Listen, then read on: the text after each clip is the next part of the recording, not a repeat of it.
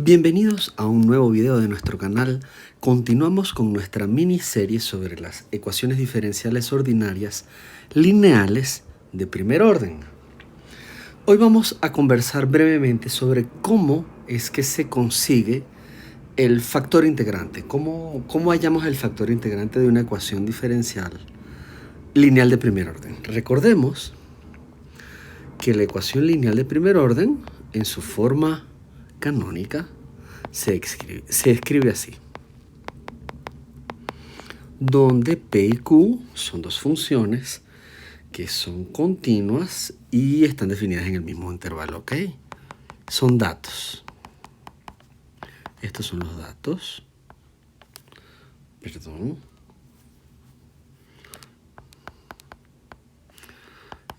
Continuas y definidas en un cierto intervalo abierto, ¿ok? El mismo intervalo abierto en el cual estamos buscando la función, ¿ok? La y, por supuesto, es la función desconocida. Y como vimos un poco en el video anterior, en el que hicimos algunos ejemplos, en los dos videos anteriores, especialmente en el anterior en el que hicimos ejemplos, esta ecuación se multiplica para resolverla por un factor integrante que se halla del modo siguiente. Primero que nada, conseguimos la antiderivada del elemento P, ¿ok? Esta es la función cuya derivada es esa cosa. Y segundo, multiplicamos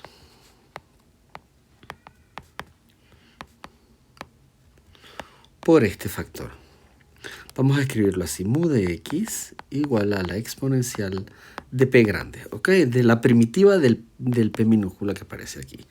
Este señor que está acá es el que llamamos el factor integrante. Y en ningún caso podemos decir, bueno, aparte de las lineales con coeficientes constantes, que son como las más sencillitas, pero en el resto de los casos no es como nada evidente, no es para nada evidente que este factor sea el adecuado, ¿ok? Se hace evidente cuando sacamos la cuenta, o se hace natural cuando sacamos la cuenta, pero no es evidente que uno se le ocurra multiplicar por algo así a la primera, ¿ok? ¿Cómo conseguimos el factor integrante? Entonces esa es la duda que vamos a trabajar hoy. ¿De dónde sale este factor integrante? Muy bien. La idea es la siguiente. Les voy a explicar de dónde sale este factor integrante. Yo tengo esta ecuación escrita de esta manera. ¿Ok? Perdón. Aquí va y.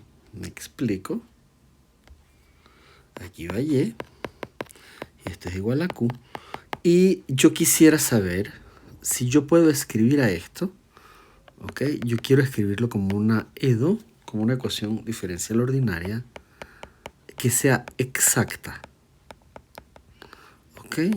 Yo quisiera escribir esto como una ecuación diferencial ordinaria exacta. O asociarle alguna ecuación diferencial exacta. Muy bien. ¿Cómo vamos a hacer eso? Bueno, fíjense. Para empezar escribimos en vez de y' diferencial de x sobre diferencial de y. Diferencial de y sobre diferencial de x. De y sobre de x es igual a p por y más q. ¿Ok? Donde p, y y q dependen de x. Entonces, perdón, ¿por qué más q? d de y más p, d de x de y, d de y de x más p por y es igual a q. Perdónenme por la falta de café. Perdón. Muy bien. Pasamos al otro lado. Lo que sobra y nos queda q menos p por y. Y ahora multiplicamos por el de x y nos queda d de y igual a q menos p por y por el diferencial de x. Muy bien. Y luego lo pasamos todo al mismo lado y nos queda que q menos p por y de x menos de y es igual a 0. O si no queremos el menos atravesado allí, cambiamos el signo de todo. P por y menos q por dx más dy igual a 0. ¿Listo? Y entonces, la pregunta en principio es si esto es exacto, si esta es una EDO exacta, Y la respuesta es que no siempre, ¿ok? Cuando uno lo hace con ejemplos concretos, uno ve que no siempre eso que está allí va a ser una ecuación exacta, ¿ok? Entonces, o sea, lo podemos hacer con algún ejemplo particular, y se ve rápidamente que esta cosa que está aquí no siempre es exacta. Por ejemplo, o sea, no tiene por qué dar exacta siempre. Por ejemplo, si yo tengo la ecuación lineal, ok, ejemplo, si yo considero la ecuación lineal y' de x igual, mejor dicho, más 2x por y, que la resolvimos el video pasado, igual a x, entonces de y de x es igual a x menos 2x por y eso es x por 1 menos 2y. Muy bien, entonces d de y es igual a x por 1 menos 2y por dx, de tal manera que x por 1 menos 2y de x menos de y es igual a 0. Y en este caso, si lo pensamos por un momento como una ecuación de las tipo exactas, entonces m es todo esto, y en cambio n es igual a menos 1. Y entonces la parcial de m respecto de y es igual a menos 2, en cambio la parcial de n respecto de x es 0, por lo cual no es exacta. ¿Okay? Entonces es un ejemplo básico de por qué estas cosas aquí no son exactas, ¿ok? No es exacta. No es verdad que sean exactas en general. La siguiente pregunta es, bueno, ¿puedo yo, aunque esta no sea exacta, reacomodarla para que sea exacta? Y la respuesta es sí, sí se puede acomodar para que sea exacta. Voy a volver a escribir esta igualdad en la página siguiente. Entonces tenemos P por Y menos Q, ¿ok? Tenemos P por Y menos Q por el diferencial de X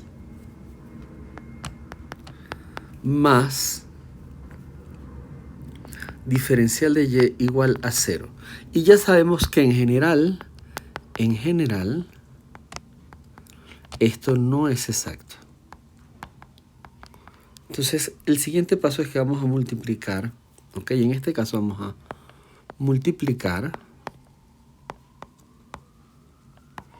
por una función mu que nada más depende de x, ¿ok? ¿Por qué por una mu que nada más depende de x? Porque eso es lo que estábamos buscando del lado de acá, ¿ok? Porque sabemos que la mu por la que tenemos que multiplicar es esta que nada más depende de x. Por eso vamos a multiplicar por una mu que nada más depende de x, ¿ok? Muy bien. Entonces yo voy a multiplicar por esta mu de los dos lados y me va a quedar mu de x por p de x por y menos q de x por diferencial de x más mu de x por diferencial de y igual a 0. Y entonces, esto que está aquí es m y esto que está aquí es n. ¿Ok? Y recuerden, como hicimos hace un ratito aquí abajo con la segunda, recuerden que hay un teorema que nosotros hicimos hace un par de videos, que lo pueden volver a revisar, sobre las ecuaciones exactas.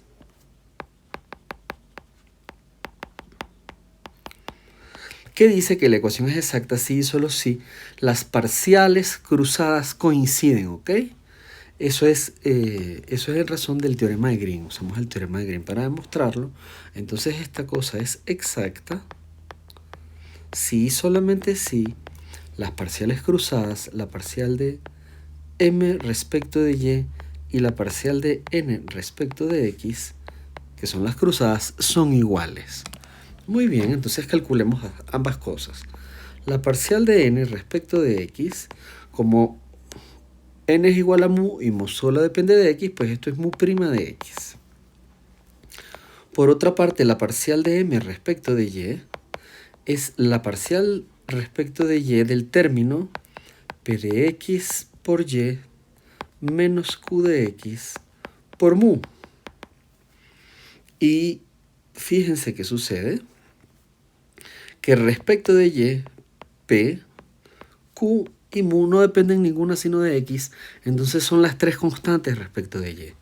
Y por otra parte, el diferencial de y, o sea, la parcial de y respecto de sí misma es 1, ¿ok?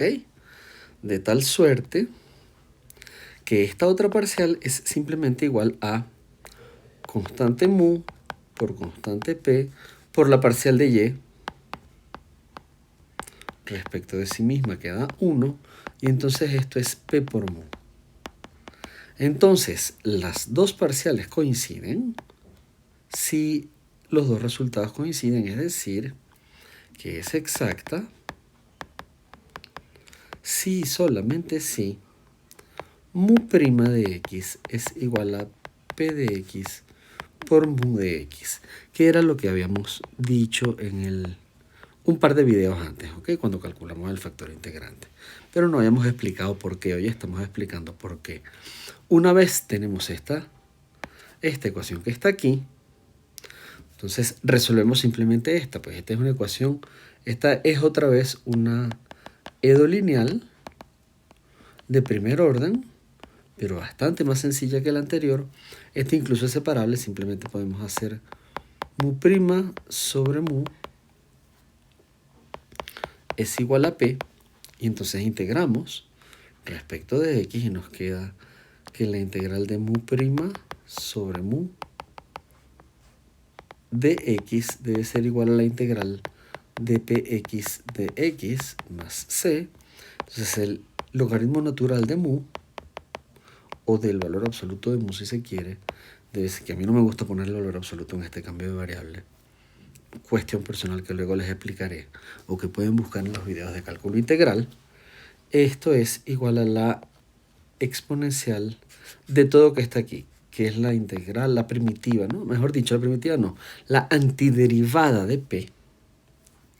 La antiderivada de p minúscula más c, y esto es e a la p mayúscula, porque así fue como lo calculamos, por e de c, que esto es c1 por e a la p mayúscula, donde c1 por supuesto es e a la c, es una constante mayor que 0. Y en resumen, esto es mu. En resumen, mu de x les va a quedar como c1 por e a la p de x con c1 mayor que 0. Y este es, en todo su esplendor y con el motivo por el cual aparece, este señor que está aquí es el factor integrante. Resumen. Entonces, gran resumen. ¿Por qué el factor integrante que estamos buscando es este? Perdón.